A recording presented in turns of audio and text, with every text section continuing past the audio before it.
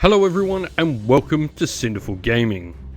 In today's video we're going to look at getting started with the Stormcast Eternals in Warhammer Age of Sigmar, focusing on building a list around the Lightning Echelon battle formation.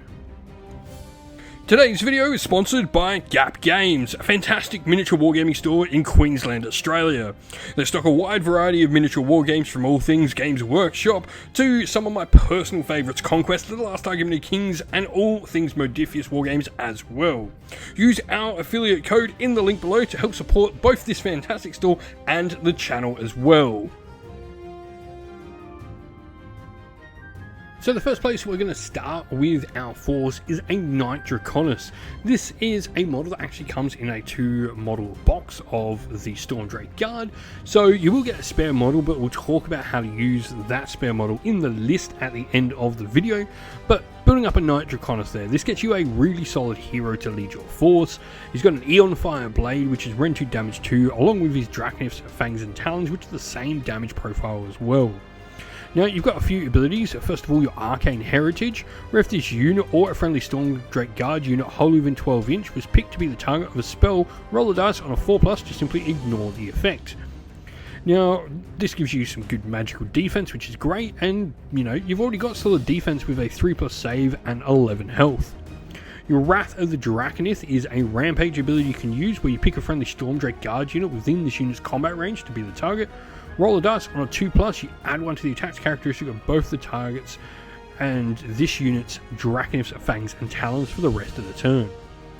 And lastly, we do have the Extremis Chamber rule, and this is something that's going to be across pretty much all the scrolls we talk about in this particular video. Each time you make an unmodified save roll of a 6 for a combat attack that targets this unit, you inflict a mortal damage on the attacking unit after the fight ability has been resolved. So pretty cool way to bounce back some damage. You're generally hyper elite in playing a Extremis Chamber force, so having something that bounces damage back from large hordes is going to be really useful. Now other than that, you are a nice hero, you're a monster, you fly as well, which is really going to help with that 12-inch move. Ignoring all the vertical terrain just enables you to get these models where they need to be. Next up we have the Dracothian Guard I previously mentioned.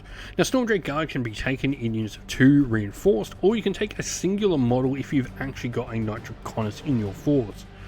Other than that though, what they actually do on the table, you've got a 3+ save 9 health unit of monsters that can fly. They can breathe fire with a Draconic Flame Stream, which is a shoot in combat ability as well, so getting some shooting in combat is nice. You've got an option between 2 weapons, either your Drake Rider's Lance, which I do think for me these models are generally wanting to be charging all the time, is probably the weapon I go with. Has 3 attacks at 3s and 3s, Rend 1 damage 1 with charge +1 damage and anti-infantry +1 Rend, so Rend 2 damage 2 when charging into infantry. And you've also got the Drake Rider's Wardblade, which is 6 attacks, loses all the special rules, and is just flat Rend 1 damage 1. So double the attacks, but not any of the bonuses. I think you're more likely to sort of probably be able to boost up the Drake Rider's Lance. You get that extra attack. It really does swing when you use the Knight Draconus' ability with this unit. You get the unit sort of powered up more taking the lances. Now other than that, you've got the Extremis Chamber rule, you've got Dispersed Formation, which while it is more a convenience rule that allows you to sort of deploy these models nicely, having your coherency range being 2 inch, it does mean they actually take up more board space. Lastly, you've got Draconic Onslaught, where if this unit charge this turn, you roll a dice, and on 3 they can move 2d6, it can pass through the combat ranges of enemy units and can end that move in combat as well, and even inflict some mortal damage as well. Lastly, we have Dracothian Guard Fulminators. Now these are one of many different Dracothian Guard, and really you could pick any one of them that you like to fill this, but I think Fulminators for me are my favourite choice. First of all, Stormblast from your Dracos is a 10-inch range 1-shot attack. It is Rend 2 damage D3 and has crit 2 hits, so rolling a 6 on it can be pretty cool. And you've got your Stormstrike Glaives, which are 3 attacks at 3s and 3s, Rend 1 damage 2 with charge +1 damage, so it can be quite devastating on the charge. You've also got Impaling Strikes, where if this unit charges in the phase, you pick an enemy unit within 1 inch on a 2+, you can inflict some mortal damage on them as well. And of course, the Extremis Chamber rule is there, as always with all of these. Now, unlike your Stormdrake Guard, Dracoths don't fly, they're like little flightless dragons. 5 health each and a 3+ save though still makes them fairly survivable as well.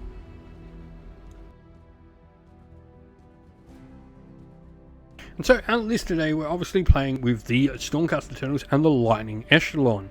This gives us the Oncoming Storm ability, which is once per turn for our army during any combat phase. We pick a friendly Extremis Chambered unit that charges turn, roll a dice, and on 3+ the game strikes first.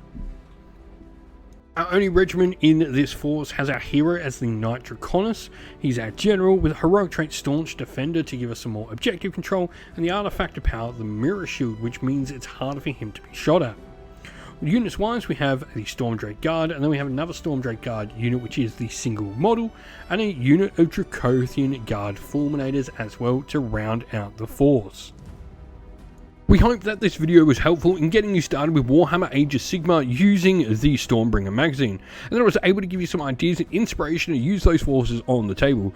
If you have any other questions at all, please comment down below, and while you're there, don't forget to drop a like, subscribe, and join our Discord server for all future content for the Stormbringer magazine in Warhammer Age of Sigmar.